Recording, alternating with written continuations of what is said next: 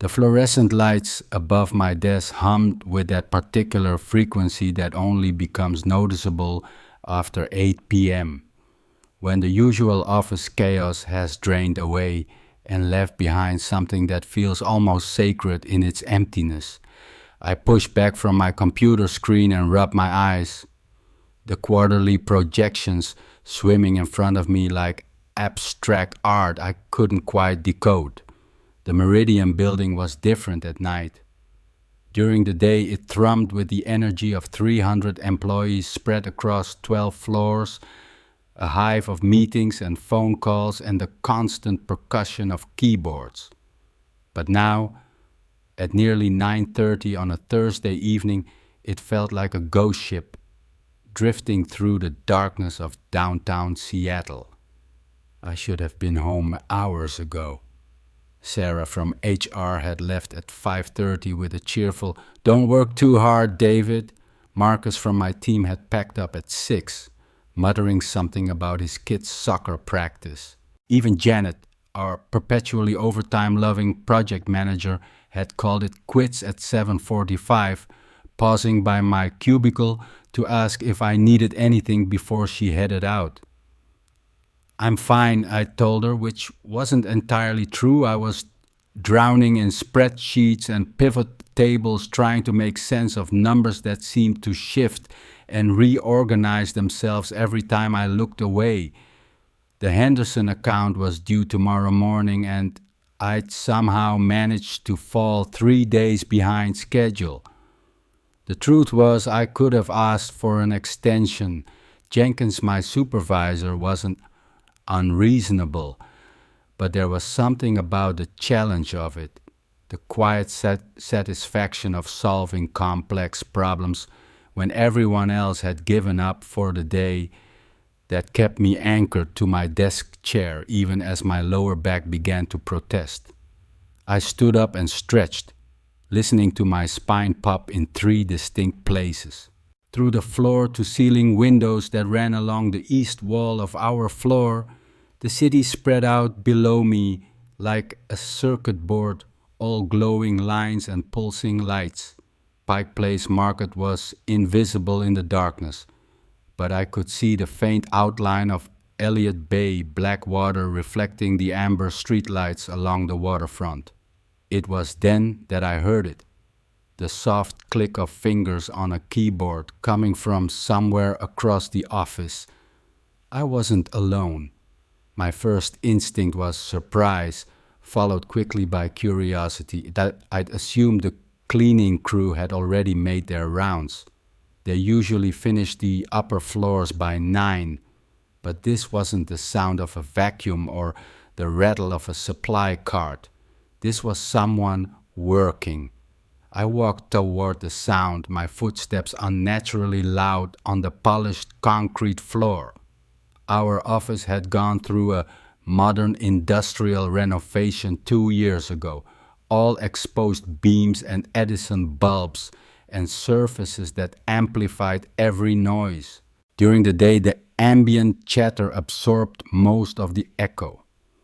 At night, I felt like I was walking through a cathedral. The typing was coming from the northwest corner near the windows that faced the Space Needle. I turned the corner and saw him, Daniel Reeves from Strategic Planning, bent over his laptop with a kind of focused intensity I recognized in myself when I was deep in problem-solving mode. His suit jacket hung over the back of his chair and his white dress shirt was rolled up to his elbows. His tie, usually knotted with military precision during business hours, hung loose around his neck, the top button of his shirt undone. I'd seen Daniel around the office for the better part of 2 years, but we'd never had what you might call a real conversation. He was quiet, almost reserved, with dark hair that always looked like he'd just run his fingers through it, and brown eyes that seemed to take in more than they gave away. He worked in a different department, moved in different circles. During company meetings, he was the one who asked the sharp questions that made everyone else wish they'd thought of them first. He looked up as I approached, and for a moment his expression was startled, almost vulnerable, before settling back into something more neutral. "David, right?" he said, and I was surprised he knew my name. His voice was softer than usual, lacking the crisp authority it carried during presentations. "Yeah, Daniel." I gestured toward his laptop. "Burning the midnight oil too?" He glanced at his screen, then back at me. "The Morrison proposal, due tomorrow, and I've been wrestling with the revenue projections all day. The numbers aren't—" He paused, as if searching for the right word. "They're not cooperating." I laughed, and the sound bounced off the empty walls around us. "I know the feeling." Henderson account.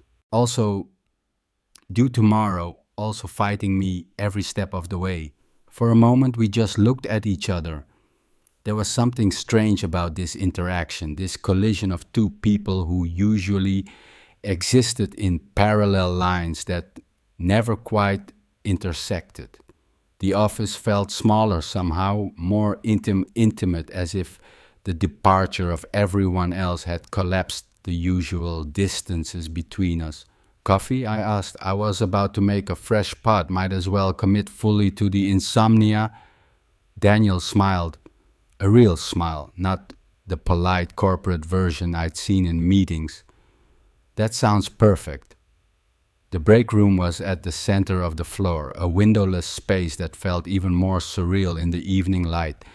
The coffee maker was one of those industrial models that could brew enough caffeine to fuel a small army. But tonight, it was just the two of us, standing in the fluorescent glow while the machine gurgled and hissed. "You know," Daniel said, leaning against the counter with his arms crossed, "I don't think I've ever seen this place so empty. It's like we're the last two people on Earth, survivors of the corporate apocalypse," I said, pulling two mugs from the cabinet. "When archaeologists dig up this building in 1,000 years, they'll find us here, perfectly preserved, clutching our quarterly reports." He laughed, a genuine surprise sound that transformed his entire face. "That's probably not far from the truth. Sometimes I wonder if we're all just hamsters on wheels, running faster and faster without ever actually getting anywhere." The coffee finished brewing, and I poured 2 cups, noting the way Daniel's fingers brushed against mine when I handed him his mug. It was a small touch, barely noticeable under normal circumstances, but in the quiet of the empty office, it seemed to linger in the air between us. "So what's your excuse?" he asked, blowing steam from the surface of his coffee. "For staying this late, I mean. Deadline pressure, or are you just a glutton for punishment?" "Bit of both," I admitted. I got behind on the Henderson analysis, and I hate leaving things unfinished. Plus, there's something about working when everyone else is gone. It's peaceful. No interruptions, no meetings, no... I gestured vaguely at the empty cubicles around us. "No performance." Daniel nodded slowly, as if I'd articulated something he'd been thinking but hadn't quite put into words. "Exactly. During the day, everything feels so orchestrated, like we're all playing roles. But this," he waved his hand, encompassing the quiet break room, the dim hallways beyond. "This feels real." We stood there in comfortable silence for a moment, sipping our coffee and listening to the subtle sounds of the building around us, the hum of ventilation systems, the distant whir of electronics, the occasional creak of settling metal. Outside, the city continued its nightly rhythm, but we were insulated from it, wrapped in our own bubble of fluorescent light and shared exhaustion. "I should get back to it," Daniel said eventually, but he didn't move. The Morrison people want their presentation bright and early. Same here.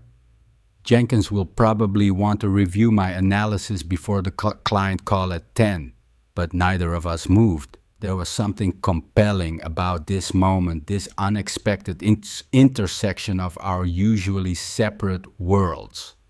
During the day, Daniel was strategic planning and I was operations, different departments with different priorities and different languages.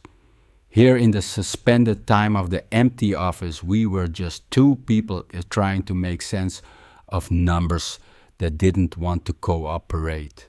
What's the Morrison proposal about? I asked, if you don't mind me asking. Market expansion into the Southwest. New offices in Phoenix and Austin. He ran a hand through his hair, messing it up in a way that made him look younger, less polished. Good opportunity, but the startup costs are making everyone nervous. I'm trying to build a model that shows long-term profitability without sugarcoating the initial investment. Sounds familiar. Henderson wants to restructure their entire supply chain, but they want guarantees about cost savings that I'm not sure are realistic. Sometimes I feel like I'm being asked to predict the future. Aren't we all? Daniel said. Half of what we do is educated guessing dressed up in fancy spreadsheets. We finished our coffee and walked back toward our respective corners of the office. The building felt even quieter now, if that was possible. Our footsteps echoed in stereo, creating a rhythm that felt almost companionable. Good luck with Morrison, I said as we reached the point where our paths diverged. You too. Hope Henderson behaves himself. I watched Daniel disappear around the corner, noting the way his shirt pulled slightly across his shoulders as he walked, the easy confidence in his stride even when no one was watching. Then I shook my head and forced myself to focus on the task at hand. Back at my desk, I dove into the spreadsheets with renewed energy. The coffee helped, but there was something else too, a strange sense of camaraderie, as if I wasn't facing the night alone anymore. Every so often, I could hear the distant sound of Daniel's typing, a rhythmic percussion that somehow made my own work feel less solitary. Around 11, I hit a wall. The numbers on my screen began to blur together, and I realized I'd been staring at the same cell for 5 minutes without processing any of the information. I needed a break, maybe a walk around the floor to get my blood flowing again. I pushed back from my desk and stretched, working out the knots in my neck and shoulders. The office felt different now than it had earlier, not smaller exactly, but more familiar, as if the empty spaces had become ours through occupation, the way campers claim a patch of wilderness simply by sleeping there. I walked toward the windows drawn by the view of the city below. Seattle looked beautiful at night, all the harsh edges softened by distance and darkness. The lights created patterns that changed as I watched. Traffic flowing like luminous rivers, windows blinking on and off in the residential towers, the steady pulse of neon signs advertising everything from coffee to concerts. Quite a view. I turned to find Daniel standing a few feet away, his own coffee mug in hand. His hair was even more disheveled now, and there was a faint smudge of what looked like ink on his left sleeve. "How's Morrison treating you?" I asked. "Like a difficult ex-girlfriend. Lots of drama, no clear resolution." He joined me at the window, close enough that I could catch a hint of his cologne, something subtle and woodsy that was probably expensive. "Henderson?" Being Henderson, demanding the impossible and expecting it by tomorrow morning. We stood side by side, looking out at the city. During the day, this view was just background noise, something pretty to glance at between meetings. But at night, It felt more significant, as if we were astronauts looking down at Earth from space. Do you ever wonder what they're all doing out there? Daniel asked, nodding toward the lights below. All those people in all those windows? Probably watching Netflix and complaining about their jobs. He laughed. Probably. But some of them are falling in love or having their hearts broken or staying up all night with sick kids or writing the novel they've been thinking about for 10 years. There was something wistful in his voice, a quality I'd never heard during his boardroom presentations. I found myself studying his profile in the reflected glow from the city lights. The straight line of his nose, the subtle curve of his mouth, the way his eyes seemed to hold more depth than I'd noticed before. Are you writing a novel? I asked. God, no. I can barely get through a quarterly report without questioning all my life choices, but sometimes I think about it. What I'd write about, if I had the courage. What would you write about? He was quiet for so long I thought he wasn't going to answer. When he finally spoke, his voice was soft, almost hesitant. Connection, I think. The way people find each other in unexpected places. How sometimes the most meaningful conversations happen when you're not trying to have them. I felt something shift in my chest, a flutter of recognition or anticipation.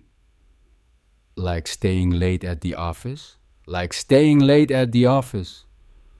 We were still looking out at the city, but I was acutely aware of the space between us, maybe 18 inches, that felt both vast and intimate. I could hear his breathing, slow and steady, and the faint rustle of fabric when he shifted his weight. I should probably get back, I said, but I didn't move. Me too. Neither of us moved.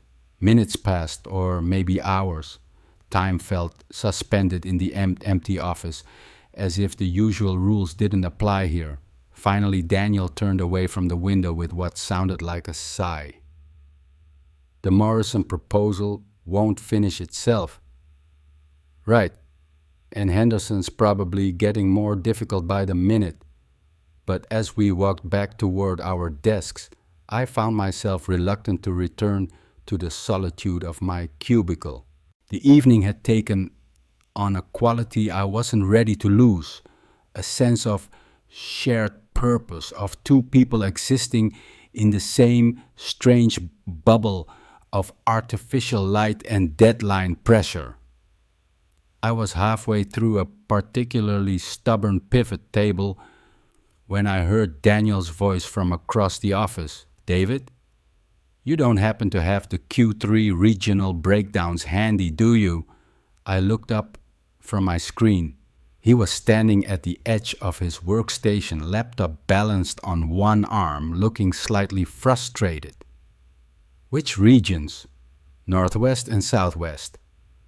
I'm trying to build a comparison model for the Phoenix expansion, but I can't find the historical data anywhere. I smiled. I've got everything from the last 18 months. Want me to send it over? That would be amazing, actually. He paused, glancing between his laptop and my workstation. Would you mind if I brought this over there? It might be easier to work through it together. The suggestion sent a small thrill through me, though I couldn't quite articulate why. Sure, I've got plenty of space. Daniel gathered his laptop and a stack of papers and walked over to my desk. I cleared some room on the surface, pushing aside my Henderson files to make space for his materials. He set up his laptop next to my monitor, and suddenly my cubicle felt much smaller, not claustrophobic exactly, but that intimate in a way I hadn't experienced before. Okay, he said, pulling up a chair beside mine. Let me show you what I'm working with. He opened a complex spreadsheet that looked like something from NASA Mission Control. Dozens of tabs hundreds of variables, formulas that stretched across multiple columns. Despite the late hour, his presentation was crisp and organized, walking me through the logic with the kind of clarity that made complex problems seem solvable. "Here's where I'm stuck," he said, pointing to a section of the screen. "I've got the current market penetration data for comparable cities, but I need the regional trends to build a realistic growth model. If Phoenix follows the same pattern as Portland or Sacramento, the numbers work, but if it's more like Las Vegas, the margins disappear," I finished, studying the spreadsheet over his shoulder. We were close enough that I could feel the warmth radiating from his body, close enough to notice that he used the same shampoo as me, something from the drugstore. Nothing fancy, but it smelled good on him. "Exactly. So, the historical data you mentioned, right here." I pulled up my own files, copying the relevant spreadsheets and pasting them into a new document.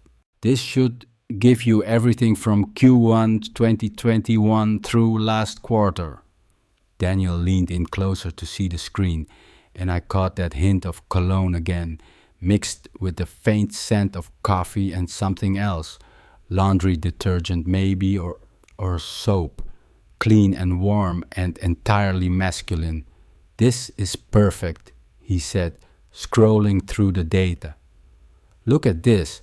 Sacramento jumped 23% in year 2, but Las Vegas was basically flat until year 4. If I can correlate that with the demographic profiles..." We spent the next hour building a comparison model, our heads bent over the same screen, occasionally reaching for the same keys and brushing fingers in the process. Each touch was brief, accidental, but I found myself hyper-aware of them. The moment when Daniel's knuckles grazed mine, as we both reached for the mouse, the electric second when his shoulder pressed against mine as he leaned in to point at something on the monitor. "Try running it with a conservative growth assumption for the first 18 months, I suggested, watching as he input new variables into the model. "You can always revise upward if the market response is stronger than expected." "Good call." His fingers flew over the keyboard with practiced efficiency. "That gives us... Okay, that's much more realistic. Still profitable by year 3, but without the hockey stick projections that make everyone nervous. The Morrison people will love it. Conservative enough to be credible, optimistic enough to be exciting." Daniel sat back in his chair and rubbed his eyes. "You're a lifesaver. I've been staring at this for hours and I couldn't see the forest for the trees. Happy to help. Fresh eyes, you know." He saved the file and closed his laptop, but he didn't immediately gather his things to leave. Instead, he stayed in the chair beside me, close enough that I could count the flecks of gold in his brown eyes. "How's Henderson coming along?" he asked. I glanced at my own screen where the quarterly projections said half finished. "Better now." I was getting tunnel vision too. This was a good break. "We should do this more often." The words hung in the air between us, loaded with possibility. During the day, "we should do this more often" would have been standard corporate pleasantries, the kind of thing people said without meaning it. But here, in the artificial intimacy of the empty office, it felt like something more. "Yeah," I said. "We should." Daniel smiled, a slow, genuine expression that made something warm unfurl in my chest. "I should let you get back to it. But David, thanks for the data and for letting me crash your workspace. I really appreciate it." "Anytime." He packed up his materials and returned to his own desk, leaving behind the faint scent of his cologne and a sense of absence that surprised me with its intensity. I tried to focus on my Henderson analysis, but part of my attention remained tuned to the sound of his typing, the occasional rustle of papers, the soft creak of his chair when he shifted position. It was after midnight when I finally cracked the code on Henderson's supply chain optimization. The solution, when it came, was elegant in its simplicity, a redistribution model that reduced transportation costs by 15% while actually improving delivery times. I stared at the final numbers with a mixture of exhaustion and satisfaction, the kind of tired triumph that came from wrestling a complex problem into submission. I saved the file and leaned back in my chair, listening to the quiet sounds of the building around me. Daniel was still working. I could hear the soft percussions of his keyboard, but the rest of the world felt very far away. My phone buzzed with a text from my roommate Jake. "Dude, where are you? Your car's not in the driveway." "Still at the office," I typed back. "Deadline from hell. Home soon. You work too hard. There's leftover pizza in the fridge if you want it." I smiled and pocketed the phone. Jake was a good roommate, a software developer who understood the demands of deadline-driven work, but also knew when to push me to take breaks. We'd been sharing the small house in Capitol Hill for 2 years, and he'd gotten used to my tendency to lose track of time when I was deep in a project. I was packing up my laptop when Daniel appeared at the edge of my cubicle, his own bag slung over his shoulder. "Calling it a night?" he asked. "Finally, Henderson has been conquered, at least until the next crisis." "Morrison too. Want to walk down together?" The parking garage was 5 floors below street level, accessible only by elevator or a service staircase that no one used after hours. During the day, the elevators were packed with employees coming and going, but at this time of night we'd have it to ourselves. "Sure." We gathered our things and walked toward the elevator bank, our footsteps echoing in the empty corridors. The building felt different as we moved through it, not just quiet but expectant, as if it were holding its breath. Daniel pressed the call button and we waited in companionable silence. When the elevator arrived, we stepped inside and Daniel pressed B5 for the parking level. The doors closed with a soft whisper, sealing us into the small mirrored space. "Long night," Daniel said, studying his reflection in the polished steel. "Good night, though. Productive." He looked at me in the mirrored wall, and I caught something in his expression, a thoughtfulness, a question he didn't quite know how to ask. "Yeah," he said quietly. "It was." The elevator descended smoothly, floor numbers ticking by on the digital display, B1, B2, B3. I found myself wishing the parking garage were deeper, the ride longer.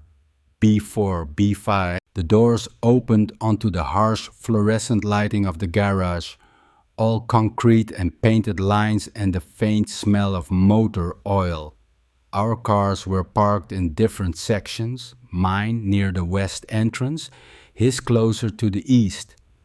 But we walked together toward the point where our paths would diverge. "Same time tomorrow?" Daniel asked as we reached the intersection of parking rows. "Hopefully not. I'm planning to leave at a reasonable hour." Famous last words. We stood there for a moment, both reluctant to break the spell of the evening. During the day, this would be the point where we'd exchange polite goodbyes and head to our respective vehicles. But something had shifted between us over the course of the night. Some boundary had been crossed that made the usual social scripts feel inadequate. "Drive safe," Daniel said finally. "You too." I watched him walk toward his car, a silver Subaru that somehow suited him perfectly, practical but with just enough style to be interesting.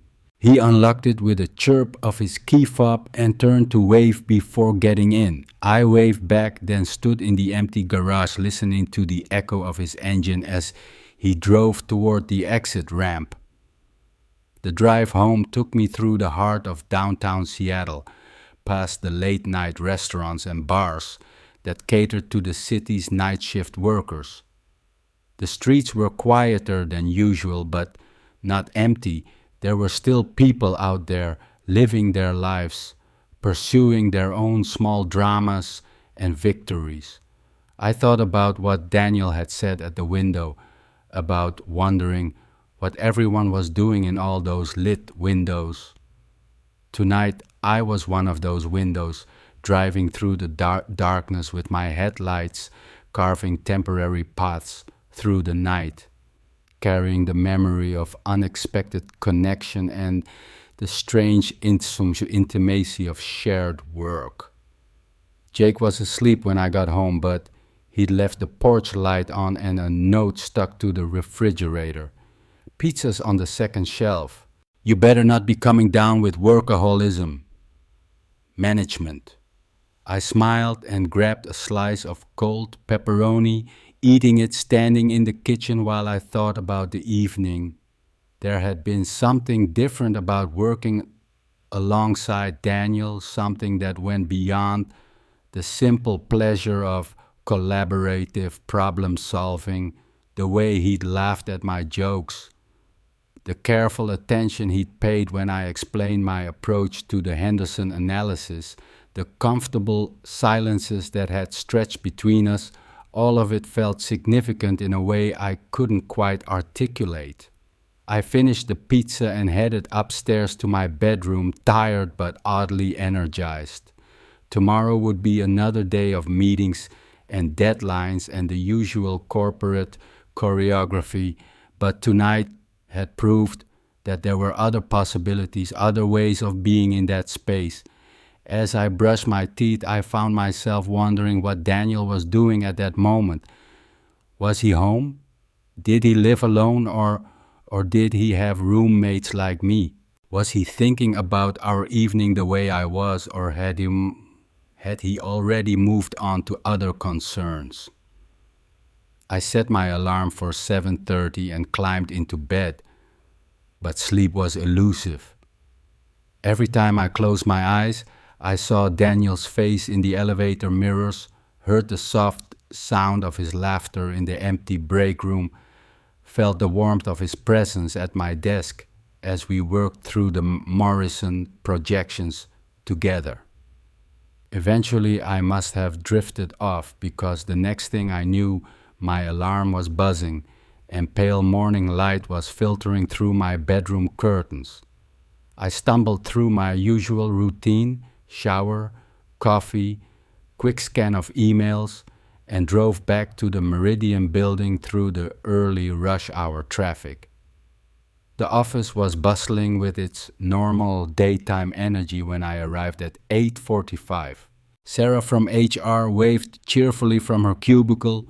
Marcus was already deep in conversation with someone from marketing, and Janet was conducting what looked like an intense phone meeting in her corner office. Everything was exactly as it had been the day before, but I felt different walking through it. The fluorescent lights that had seemed warm and intimate at night now felt harsh and artificial. The open floor plan that had felt spacious and liberating in its emptiness now seemed crowded and chaotic. I made it to my desk and powered up my computer, checking to make sure the Henderson analysis was ready for my 10 o'clock meeting with Jenkins. The numbers looked good in the morning light, clean, logical, defensible. I felt a quiet satisfaction as I reviewed the final projections, remembering the moment around midnight when the solution had finally clicked into place. David. Jenkins appeared at my cubicle, coffee mug in hand and his usual expression of mild urgency. Ready for Henderson? All set. I think you'll be pleased with what I found. Excellent. Conference room B in 15 minutes. As Jenkins walked away, I caught a glimpse of Daniel across the office, already deep in conversation with two people I didn't recognize. The Morrison team probably getting their final briefing before the presentation. He was back in full corporate mode, suit jacket properly fitted, tie knotted with precision, hair combed into submission. For a moment our eyes met across the busy office floor. He smiled, just a quick subtle expression, and raised his coffee mug in a small salute. I smiled back and returned the gesture, and then he turned his attention back to his colleagues and the demands of the new day. The Henderson meeting went well. Jenkins was indeed pleased with my analysis, and the client call at 10:30 resulted in approval for the next phase of the project. I spent the rest of the day in the usual rhythm of emails and spreadsheets and minor crises, but part of my attention remained tuned to the memory of the night before. Around 3 o'clock, I was deep in a budget reconciliation when my computer chimed with a new message. The sender was Daniel Reeves, and the subject line read simply, "Thanks again." I opened the email. "David, just wanted to follow up on last night. The Morrison presentation went great this morning, thanks in large part to your help with the regional data. The client loved the conservative growth projections, and we got approval for the full feasibility study. I owe you lunch. Daniel." I stared at the message for a long moment, reading it twice to make sure I hadn't imagined it. Then I hit reply. "Daniel, glad to hear Morrison went well. You don't owe me anything, but I won't say no to lunch if you're buying. Let me know when you're free. David." I sent the message and tried to focus on my budget spreadsheet, but I found myself checking my email every few minutes to see if he'd responded. Around 4:30, a new message appeared. "How about tomorrow? There's a good sandwich place on Pine Street, walking distance from the office. Noon? Daniel." "Perfect. See you there, David." I leaned back in my chair and smiled, ignoring the curious look Marcus was giving me from across the cubicle wall. Tomorrow was Friday, which meant the weekend was approaching and the office would start to empty out early. But before that, I'd have lunch with Daniel Reeves, continuing a conversation that had started in the fluorescent lit quiet of the empty building. The rest of the afternoon passed quickly, filled with the usual end-of-week tasks and the general sense of anticipation that came with approaching weekends. But underneath the normal rhythm of corporate life, I carried the memory of the night before like a secret, the sound of Daniel's laughter in the empty break room, the warmth of his presence at my desk, the way he'd looked at me in the elevator mirrors as we descended toward the parking garage. I stayed until 6:30, finishing up loose ends and preparing for Monday's meetings. As I packed up my laptop, I noticed that Daniel's desk was empty, his workstation dark. He'd probably left with the rest of the strategic planning team, heading home to whatever evening plans awaited him. The drive home took me through the same downtown streets I'd navigated the night before, but everything looked different in the fading daylight. The buildings that had seemed mysterious and full of possibility in the darkness now looked ordinary, functional, just office towers and retail spaces and the infrastructure of commerce. Jake was in the kitchen when I got home, stirring something that smelled like Thai food on the stove. "Early night?" he asked, glancing at the clock on the microwave. Reasonable night. I'm trying to be better about work-life balance. Good for you. Want some pad thai? I made enough for an army. We ate dinner on the back deck, talking about Jake's latest software project and his ongoing attempts to convince his girlfriend to move in with us. It was comfortable, familiar conversation, the kind of easy interaction that came from 2 years of shared space and compatible personalities. But even as I listened to Jake's stories and offered appropriate responses, part of my mind was elsewhere, replaying the events of the previous night, anticipating lunch with Daniel, wondering what Friday evening would bring. You seem distracted, Jake said, twirling noodles around his fork. Everything okay? Yeah, just thinking about work stuff. Must be some pretty interesting work stuff, judging by that smile. I hadn't realized I was smiling. Just a good day, that's all. Jake studied me for a moment with the shrewd expression he wore when he was debugging particularly stubborn code. Uh-huh. Well, whatever's making you smile, I approve. You've been wound pretty tight lately.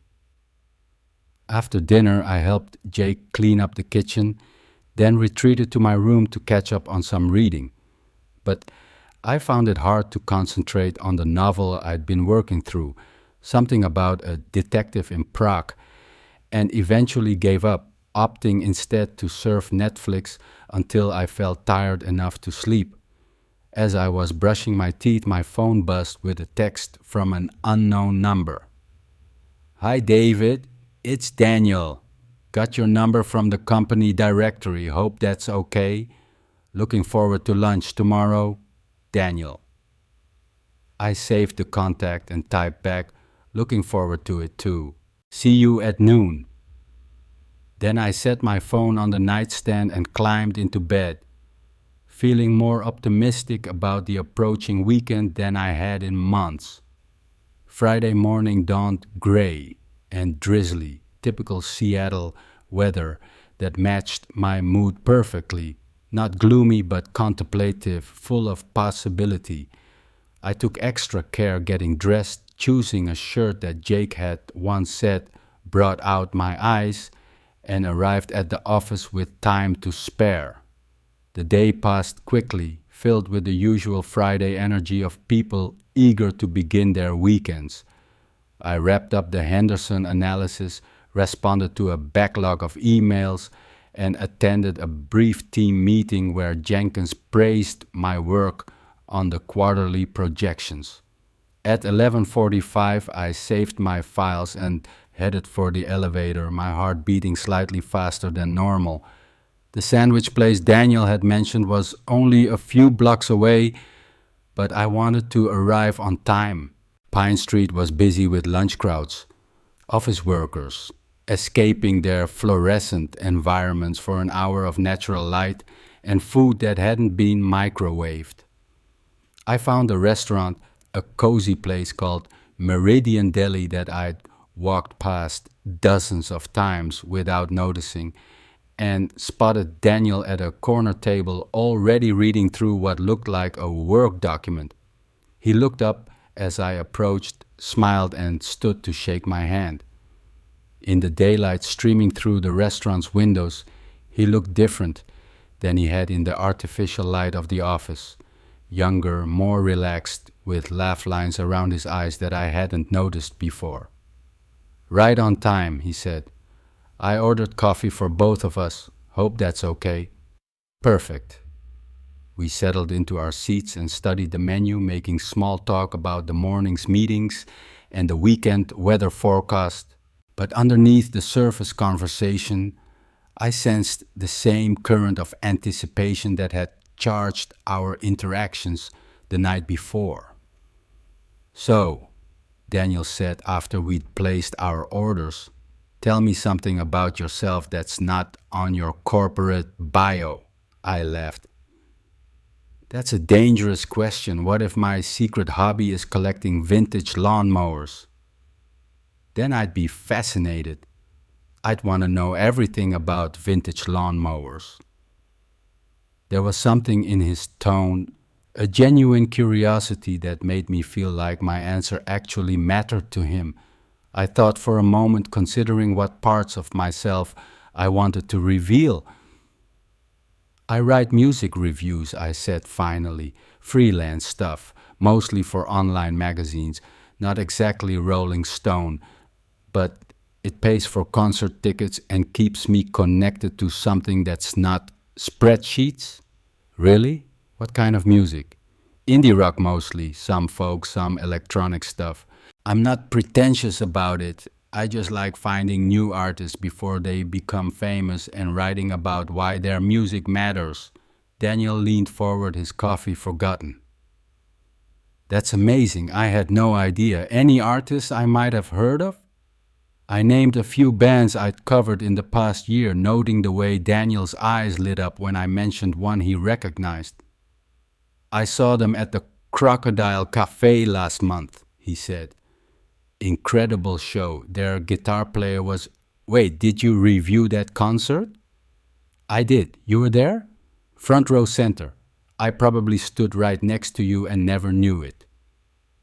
The thought sent a strange thrill through me that we'd been in the same space, breathing the same air, listening to the same music, completely unaware of each other's presence.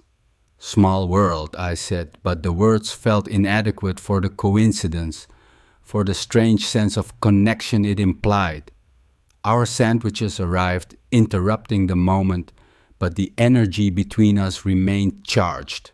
We ate and talked about music, about the bands we'd seen and the albums we'd been listening to, and I found myself sharing opinions and memories I'd never discussed with anyone at Meridian. Your turn, I said as we finished eating. Tell me something about Daniel Reeves that's not in the strategic planning handbook. He smiled and looked out the window at the busy street. I paint. Really? Watercolors mostly, landscapes. I know it sounds boring, but there's something about trying to capture light and shadow on paper.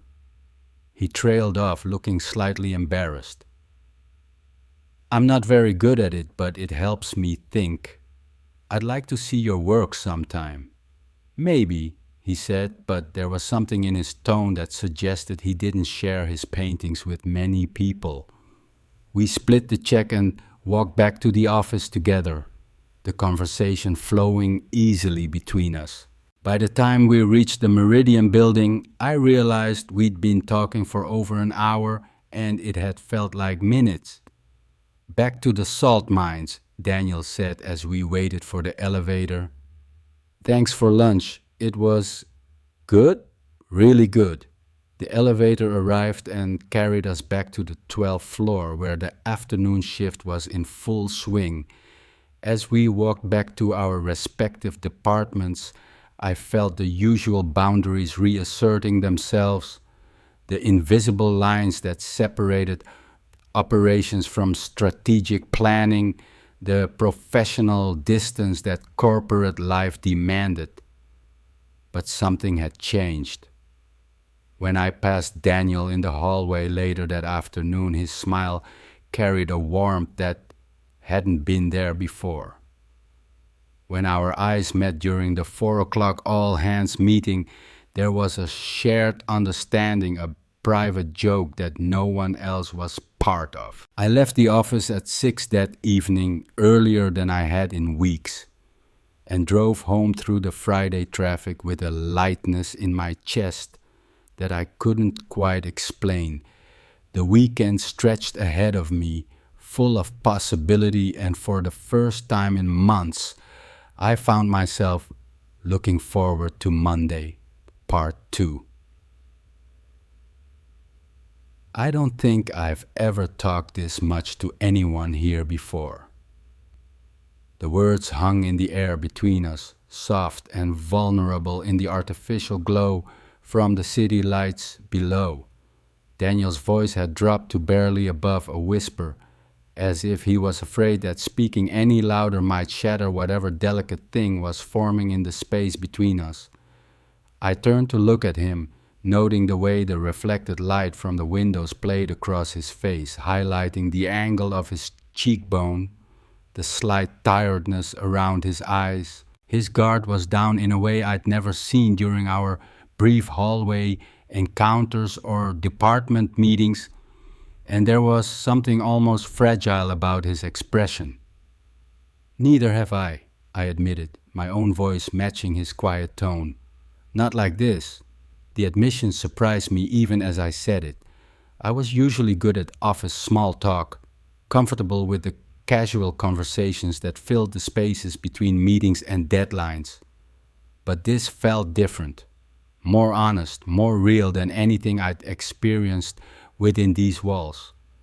We stood shoulder to shoulder at the floor-to-ceiling window, close enough that I could feel the warmth radiating from his body, close enough to catch the faint scent of his cologne mixed with coffee and the lingering smell of his dress shirt after a long day.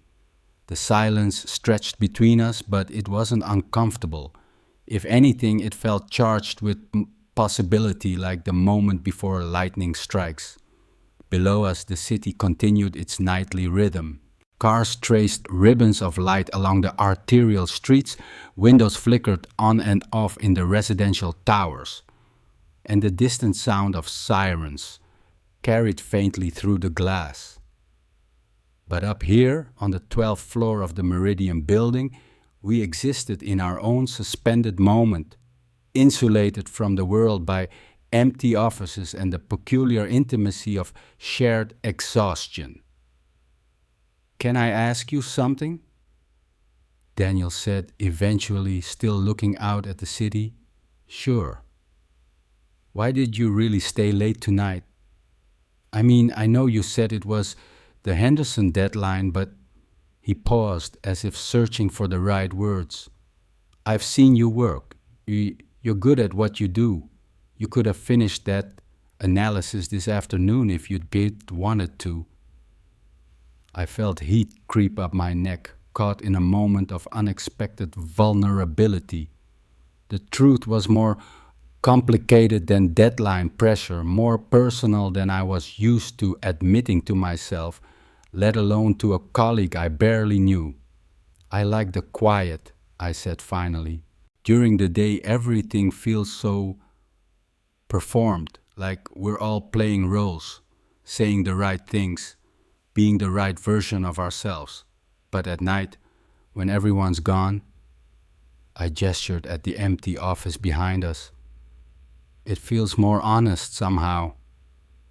Daniel nodded slowly, as if I'd articulated something he'd been feeling but hadn't been able to put into words. "I know exactly what you mean," he said. "During business hours, I'm strategic planning Daniel. I wear the right suits. I give presentations with precisely the right amount of confidence. I ask the questions that make me sound smart in meetings. But that's not..." He trailed off, shaking his head. "Not who you really are?" "Not entirely. It's a piece of me, but it's not the whole picture." He turned slightly, leaning his shoulder against the window so he was facing me instead of the city. "Sometimes I feel like I spend so much energy being what everyone expects that I forget what I actually want." There was something raw in his voice, a honesty that made my chest tighten with recognition. I'd felt the same thing countless times, the exhaustion that came from maintaining a professional facade, the strange disconnection from my own desires and instincts. "So what do you want?" I asked. Daniel was quiet for so long I thought he wasn't going to answer. When he finally spoke, his voice was barely audible. "Connection, I think. Real conversation. The feeling that someone actually sees me, not just the version of me that shows up to board meetings." The words hit me with unexpected force, resonating in places I hadn't realized were empty. I looked at his face in the reflected light from the windows, the genuine uncertainty in his expression, the way he was watching me as if my reaction mattered more than he wanted to admit.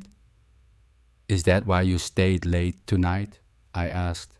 Looking for connection, he smiled, a self-deprecating expression that transformed his entire face. "Honestly, I stayed late because the Morrison proposal was kicking my ass and I was too stubborn to admit defeat. But this," he gestured between us, encompassing the empty office, the quiet conversation, the strange intimacy of the moment. "This is better than anything I could have found in those spreadsheets." Something warm unfurled in my chest, a feeling I couldn't quite name but didn't want to lose.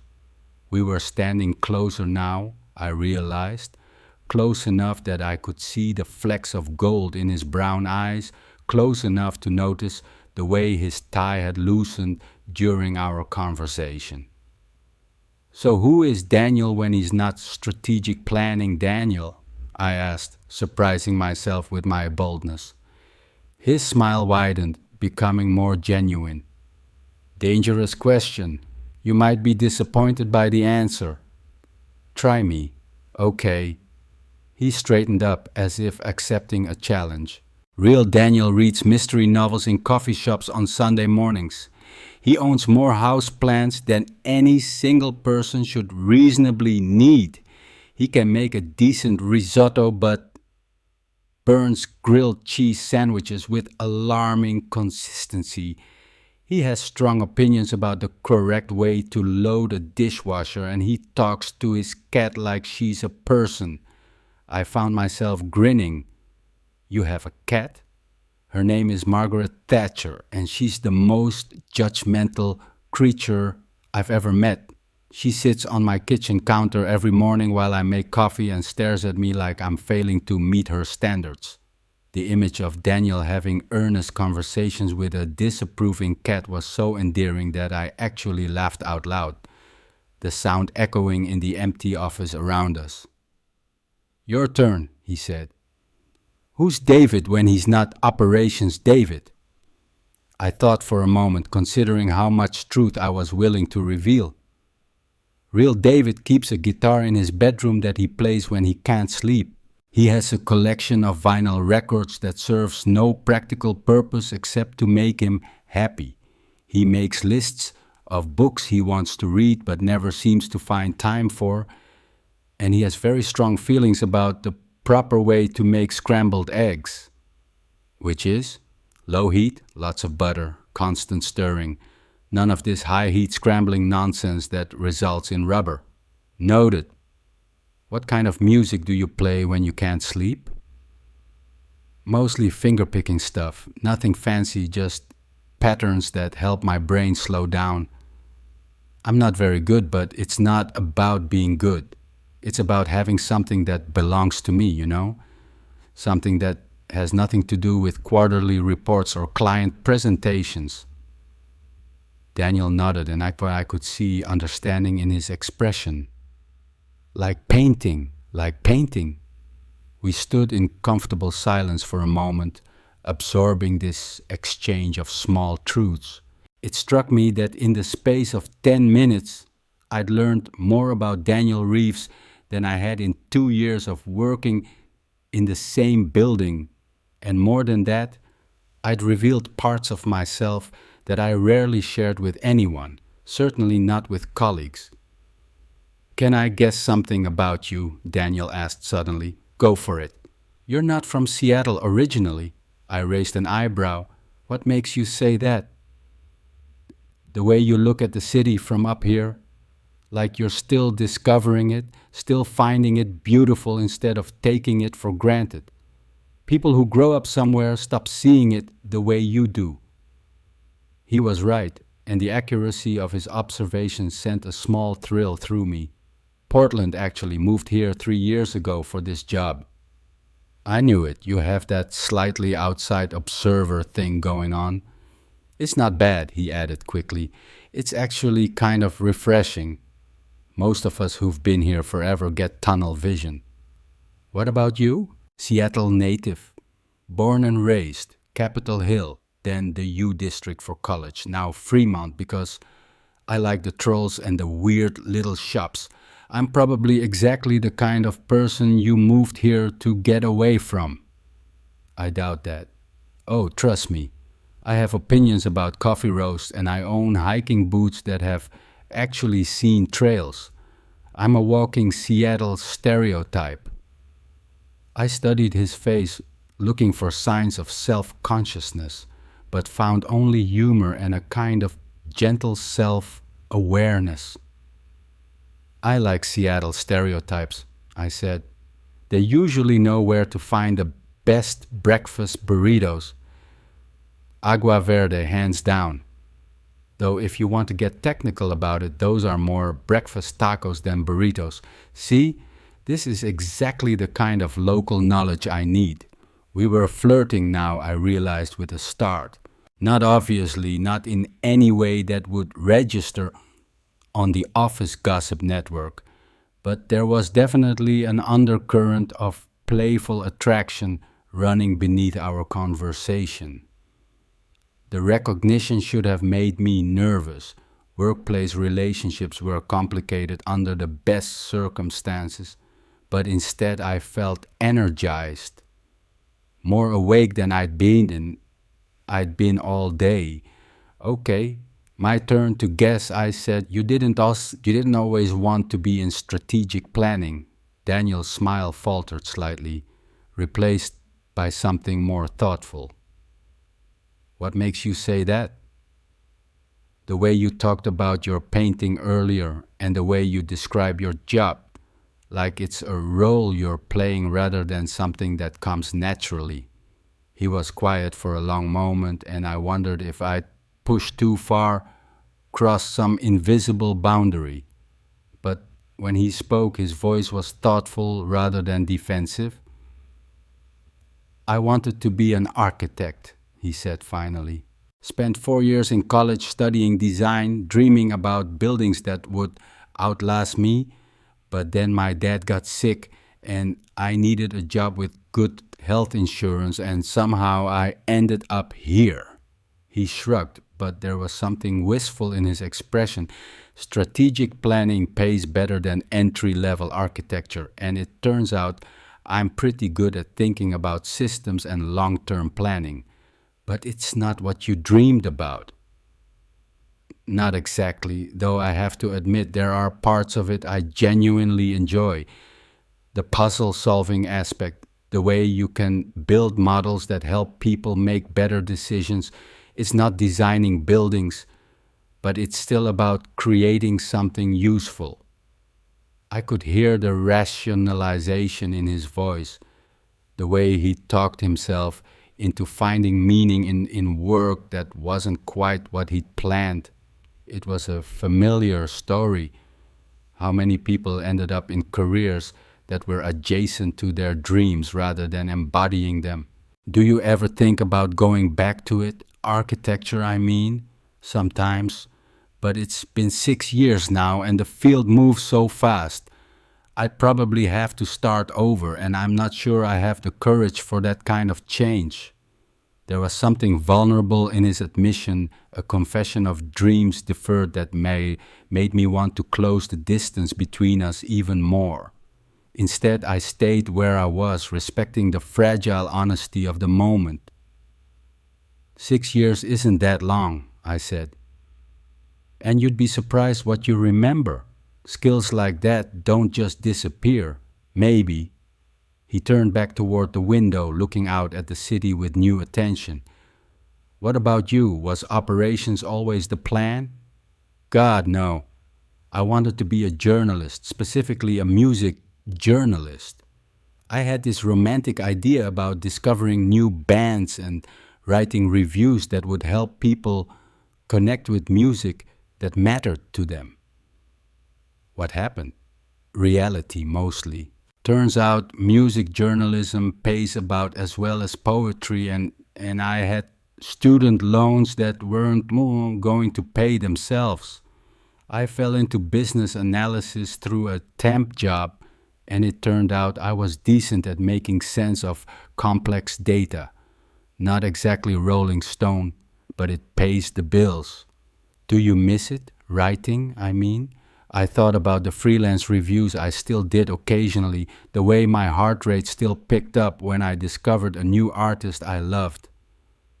Yeah, I do, but I found ways to keep it in my life even if it's not my day job. The music reviews you mentioned at lunch, among other things. I paused, debating how much to reveal. I have a blog too, nothing fancy, just reviews and interviews with local bands. Maybe 50 regular readers, but it feels good to keep that part of myself alive. Daniel turned to look at me with renewed interest. That's amazing. I'd love to read it sometime, if you don't mind sharing. The idea of Daniel reading my writing sent a flutter of nervousness through me. My blog was personal in ways that my freelance work wasn't. More opinionated, more revealing of my tastes and enthusiasms. But something about his genuine interest made me want to take the risk. I'll send you the link, I said. Fair warning though, I have very strong opinions about the current state of indie rock. I'd expect nothing less. A comfortable silence settled between us again, filled with the hum of computers and the distant sounds of the city below. I found myself studying Daniel's profile as he looked out the window, the straight line of his nose, the way his hair fell across his forehead when he wasn't thinking about it, the faint lines around his eyes that suggested he smiled more than his office demeanor let on. As if sensing my attention, he turned to meet my gaze. For a moment, we just looked at each other, and I felt something electric pass between us. Not quite desire, but the recognition of possibility, the acknowledgement that something was building in the space between us. The moment stretched longer than it should have, longer than was entirely comfortable or safe. I could see my own uncertainty reflected in Daniel's eyes, the same awareness that we were venturing into territory that had nothing to do with quarterly reports or strategic planning. It was Daniel who looked away first, clearing his throat softly as he turned back toward the window. It's getting late, he said, though his tone suggested he wasn't entirely ready for the evening to end. Yeah, I agreed, though I made no move to gather my things. We stood there for another few minutes, neither of us quite ready to break the spell. The building felt even quieter now, if that was possible, as if the night had deepened around us. I was acutely aware of Daniel's presence beside me, the sound of his breathing, the way he occasionally shifted his weight, the warmth of his body in the cool air conditioning. It was then that we heard it, the soft ding of the elevator doors opening somewhere behind us, followed by the quiet hum of machinery. The cleaning crew probably making their rounds through the upper floors, but the sound was jarring in the context of our private moment. A reminder that we weren't as alone as we'd felt. Daniel straightened up and I could almost see him reassembling his professional composure. I should probably head home, he said, though there was reluctance in his voice. Me too. But neither of us moved. The spell wasn't entirely broken yet, and I found myself reluctant to return to the world of car keys and parking garages and the mundane reality of Friday night in Seattle. This was, Daniel started, then paused, as if searching for the right word. Nice? I suggested. Better than nice. He smiled, and there was something almost shy about the expression. I haven't had a conversation like this in a long time. Neither have I. The cleaning crew's cart rattled somewhere in the distance, growing closer. Soon they'd reach our section of the office, and the private bubble we'd created would be officially punctured. I could see Daniel thinking the same thing, weighing the approaching interruption against whatever he wanted to say next. We should probably, he gestured toward our respective desks, where laptops waited to be packed and Friday night plans beckoned. Right. We walked back toward our workstations together, the conversation trailing off into the kind of comfortable silence that usually marked the end of a good evening. I packed up my laptop and gathered the papers I'd need for weekend reading, hyper aware of Daniel doing the same at his desk across the office. The cleaning crew rounded the corner just as we were finishing up. Two women with professional efficiency and the slightly weary expressions of people who'd been working since the regular office hours ended. They nodded politely and began their routine of emptying trash cans and wiping down surfaces. Their presence a gentle but firm reminder that our time in this suspended space was coming to an end. "Ready?" Daniel asked, shouldering his messenger bag. "Ready."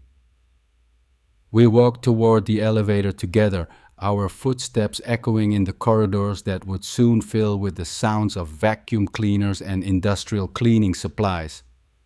The building felt different now, less like our private sanctuary and more like the corporate space it had always been. The elevator ride to the parking garage was quiet, but not uncomfortably so.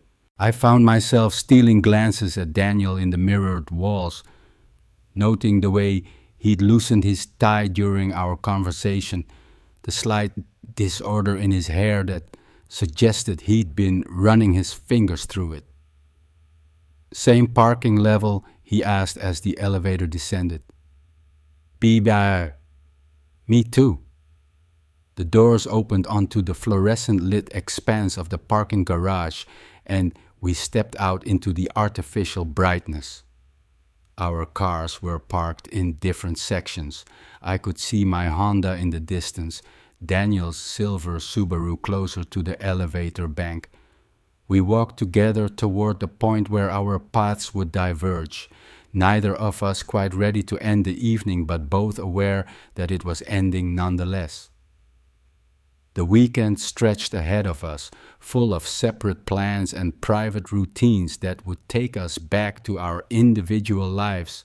"Drive safe," I said as we reached the intersection of parking rows. "You too." Daniel paused, keys in hand as if he wanted to say something else. "David?" "Yeah?" "Thanks. For tonight, for the conversation, and for..." He gestured vaguely, encompassing the evening we'd shared, "for being real." "Thank you too."